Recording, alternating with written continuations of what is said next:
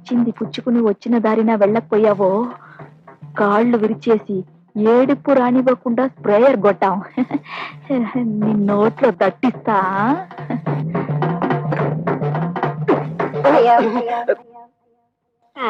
ఏమిట్రా ఆ అమ్మాయి ఏదో దట్టిస్తా అంటుంది? దట్టిస్తా అంటలేదు, తోలుపోకి చుట్టిస్తా అంటుంది. ఆ అమ్మాయికి మనం బాగా నచ్చేసామంట. నువ్వా? ఆమె వీడొక అంట్ల వధవా, వీడొక వంట వధవా. ఏమిటి స్వామి, ఏమిట్రా? ఆ కజ్జికాయలా ఉన్న పిల్లనే నాకు ఖాయం చేయండి. అంటేనా? అది వారికి, నీకు వేరే. అదిగో పిలుస్తుంది చూడు.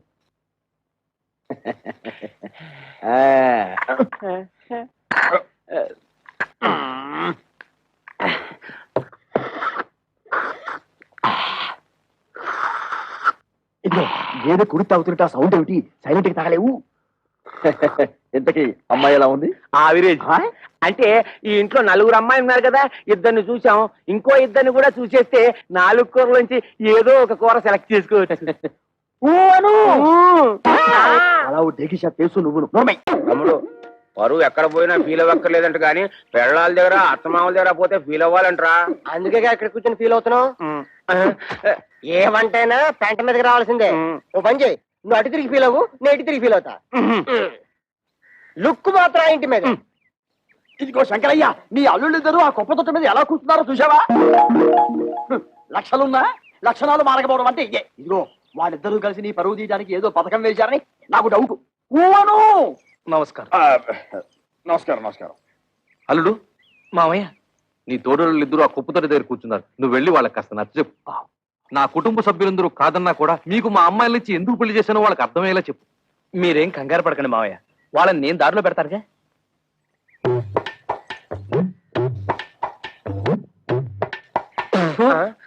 తేడా పాడా లేదన్నా ఉంటే లోపల కూర్చొని మాట్లాడుకోవచ్చు.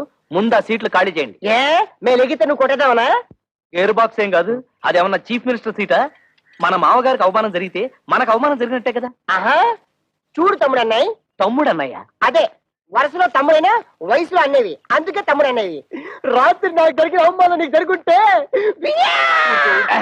చెప్పేదేనా? మన పెళ్ళాలేమన్నా ఏట్లో కప్పలా ఎగురుకుంటూ పోవడానికి బావిలో కప్పలే కదా, ఇంట్లోనే పడి ఉంటారుగా. ఈ రాత్రి కాకపోతే ఇంకో రాత్రి. అట్టా కాంప్రమైజ్ అవ్వడం మా ఇంటా వంట లేదు, మా ఇంట పెంట కూడా లేదు. అంతేలే, ఒకడేమో హోటల్ ఆపరేటర్ కొడుకునని, ఒకడేమో మున్సిపల్ కమిషనర్ కొడుకునని తయారైపోయారు. నాకు నమ్మకం లేదు.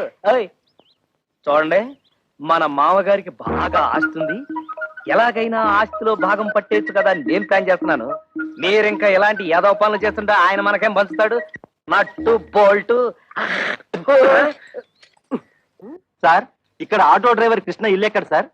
Auto driver కృష్ణవరబ్బా. అదేనండి, మొన్నే పెళ్ళైందని విన్నాను. శంకరయ్య గారు అల్లుడు. ఆయనతో మీకేం పని సార్? అతను తోలే ఆటోకి ఓనర్ నేనే. అంటే వాడికి సొంత ఆటో కూడా లేదన్నమాట? లేదండి, నా దాంట్లో ఒకటి అద్దెకిచ్చాను. పెళ్లి పేరుతో కనబడడం మానేశాడు, అందుకని. ఇదిగో అక్కడ బట్టాలు పడుతూ ఒక అమ్మాయి, ఆవిడే ఆటో డ్రైవర్ కృష్ణ గారి భార్య. ఆవిడని అడిగితే ఆటోగ్రఫీ అంతా చెప్తుంది. అలాగే మీ దగ్గర ఎంతకాలం నుంచి వాడు ఆటో నడుపుతాడో ఆ విషయం కూడా ఆటో చెప్పాలి. అంటే వెళ్ళండి. అదే పొద్దున్నే సంతకాలు పెట్టమని పట్టుపట్టాం కదా, కొంపతీసి రైలు పట్టాల మీద తలకాయలు గానీ పెట్టేశారేమోరా. వాళ్ళు రైలు పట్టాల మీద తలకాయ, వాళ్ళు అసలే పోలందేవులు. ఏదో రోజు నీ తలకాయ నా తలకాయ తీసుకెళ్లి రైలు పట్టాల పెట్టేస్తారు. 100 పెట్లు గూడ్స్ బండి ఆరన్ వేసుకుంటూ స్పీడ్ గా వచ్చేసి మన తలకాయ మించి ఎక్కేస్తుంది. 2 తలకాయలు లక్ష్మీ బొమ్మల పడేలు పేలి 2 తలకాయలు పక్కనే ఉండి నవ్వుకుంటాయి.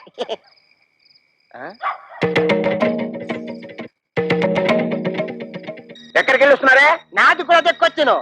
ఎక్కడ ఊరేగి వస్తున్నారు? ఉద్యోగానికి వెళ్ళొస్తున్నాం. ఉద్యోగానికి? అలా మొహం మీద కూర్చుంటూ సమాధానం చెప్తుంటే చూస్తూ ఊరుకుంటావు. సిగ్గులేదు? నిన్ను చెయ్యి ఎత్తామంటే మళ్ళీ ఎత్తడానికి చెయ్యడు. మాకు తిండి పెట్టడం దండగన్నావు కదా, ఇదిగో ఈ 30 రూపాయలు తీసుకొని మడిచి జోబులో పెట్టుకో. ఏమయ్యా, నీ పిల్ల అంత చీప్ గా పెంట మీద ఏగని చూస్తుంటే చూస్తూ ఊరుకుంటావట? సిగ్గులేదు? నన్నా ఏంటే? ఇదిగో నా మెల్లో తాళి కట్టిన పాపానికి ఒక 10, నాకు తిండి పెట్టినందుకు ఒక 10, నీకు మీ అమ్మకు దండగా తిండి పెట్టినందుకు ఒక 10, టోటల్ గా 30 రూపీస్ మింగు. మరి దాడుకో. ఏయ్, నీ దబాయింపు డబ్బా కబుర్లు నా దగ్గర కాదు. ఈ రోజు నుంచి నేనో రోజు ఇల్లు తుడిస్తే నువ్వో రోజు ఇల్లు తుడవాలి, నేనో రోజు బట్టలు ఉతికితే నువ్వో రోజు బట్టలు ఉతకాలి, నేనో రోజు వంట చేస్తే నువ్వో రోజు వంట చేయాలి. ఇంపార్టెంట్ పాయింట్ ఒకటి ఉంది, నా పర్మిషన్ లేకుండా నా పక్కలో నువ్వు పడుకోకూడదు. అవ్వా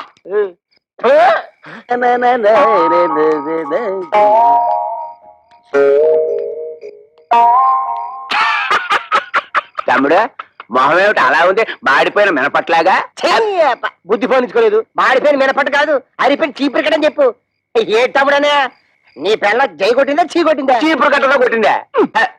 30 రూపాయలు సంపాదించి మన పిల్లలే మళ్ళీ ఎరగొట్టారు. తమ్ముడనే పిల్లం నెలకి 3000 రూపాయలు సంపాదిస్తుంది. తుక్కు రేపేసోడు.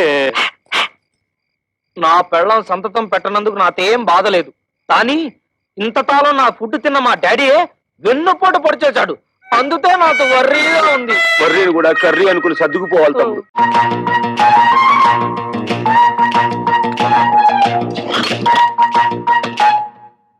మీరెవరయ్యా కూర్చునే కుర్చీలో కాళ్ళు పెట్టి నిలబడ్డారు? కాళ్ళు తీసి బుద్ధిగా కూర్చోండి ప్లీజ్. చా, ఈ ప్లీజులు ఫీజులు మా దగ్గర కుదరవు. మర్యాదగా మా ముగ్గురు పెళ్ళాలకి ఊస్టింగ్ ఆర్డర్స్ ఇచ్చే. Mister give respect and take respect. ఏంటి నీతో రెస్పెక్ట్ ఇచ్చేది? గేర్ బాక్స్ మీసం టచ్ చేసి అవతల పారేస్తానంతే. నీ డ్రైనేజ్ పదలగొట్టమంటే మా పిల్లలు కళ్యాణి కస్తూరి కవితల ఉద్యోగాన్ని కత్తిపేటతో కోసి అవతల పారే లేదా?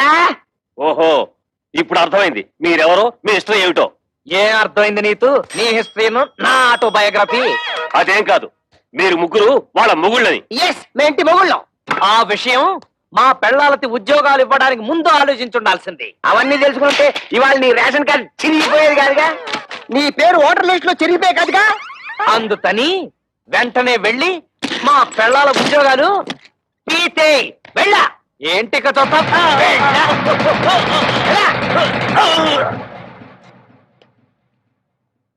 ఏంట్రా అత్తడే చూస్తూ నిలబడ్డావు? నిన్ను వెంటనే మర్డర్ చేసేసి తోట్లింగాల రేపు తెల్లి స్నానం చేసేస్తాను రే. చొక్కా అయిపోతాడేమిట్రా? ఆఫీసులోనే షేక్ అయిపోయి స్నానం చేస్తాడా ఏంటి? ఆ బాడీ ఏంట్రా మున్సిపాలిటీ వాటర్ ట్యాంకర్ లాగా ఎలా పెంచేసావు? ఇదిగో ఒక్కడే ముగ్గురిని కలిపి కొట్టడం రూల్ చెప్తావు. ఏంట్రా ఇంతసేపు మీరు చేసిన ఆగడాలు ఓపికగా భరిస్తుంటే పిచ్చి కుక్కలాగా తెగరెచ్చిపోతున్నారు. పెళ్ళాలకు తిండి పెట్టలేని దద్దమలేని ఉద్యోగాలు ఇస్తే నా మీదే మీరు తిరగబడతారా?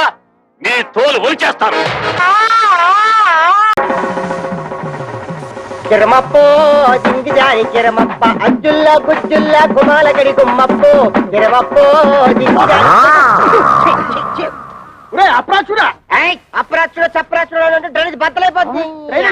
అంటే అదే చూసావా ఎంత పొగరబోతానంతో మాట్లాడుతున్నాడు. అదంతా మనకెందుకు వంకర శాస్త్రి? నువ్వు మర్యాద ఇచ్చి పుచ్చుకుంటేనే కదా అతను మర్యాద ఇచ్చేది. ఏం చెప్పారండి బాబు?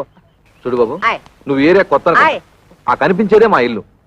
పెరట్లో అరటి చెట్టు ఉండడం వల్ల దోమలు బాగా ఎక్కువగా ఉన్నాయి. నువ్వు వెళ్ళి అక్కడ మందు కొట్టు. రేపు మా అమ్మాయిని చుట్టానికి పెళ్లి వాళ్ళు వస్తారు. ఇంకో డ్రైనేజీ వీళ్ళు ఇంటి ఎదురుకుంటానే మన ఇల్లు చిచి మా ఇల్లు రెండిళ్ళకి కలిపి మందు కొట్టి టోటల్ గా ఓ పావలా తీసుకెళ్ళు. పావలా ఎక్కువైపోద్ది. పర్లేదు ఉంచుకో. ఇదిగో గవర్నమెంట్ ఇచ్చే మందు నీళ్లు కలిపి కొట్టే కుక్కవి నీకు అంతకంటే ఎక్కువ ఎవరిస్తారా? ఏ మందైనా సరే నీళ్లు కలిపి కొట్టడం అని రివాజు. రా కొట్టనే కొట్టను. ఒరే శంకరం, వాడు చెప్పే రెండో మంది ఏమిటో నీకు అర్థమైందా? నువ్వును అబ్బా వంకర శాస్త్రి నువ్వు ఇస్తున్నావు బాబు. 5 రూపాయలు తీసుకుని ఇద్దరిలోనూ మందు కొట్టే. అయ్యి బాబు అయ్యి బాబు అయ్యి బాబు నమస్కారం బాబు. ఒరే నీకేమన్నా బుద్ధి? నీలాగా పావలాలు అర్థమైతే ఏం జరుగుతుందో తెలుసా? ఏం జరుగుతుందో చెప్పి తగలడొచ్చుగా. ఏం జరుగుతుందా? ఇదిగా అవసానా ఇట్లా మధ్యలో అతను ఎందుకు పిలిచినట్టు? ఒకసారి కింద చూడు. మరి వాడు నీలాగే పావులు అర్థం వచ్చి ఉంటాడు. కాలాలకు అయిపోయింది. రేపటి నుంచి నీ కాలు కూడా బాధ కిరమప్పో జింకి జారి కిరమప్ప అజ్జుల్లా గుజ్జుల్లా గుమ్మాలకడి గుమ్మప్పో కిరమప్పో.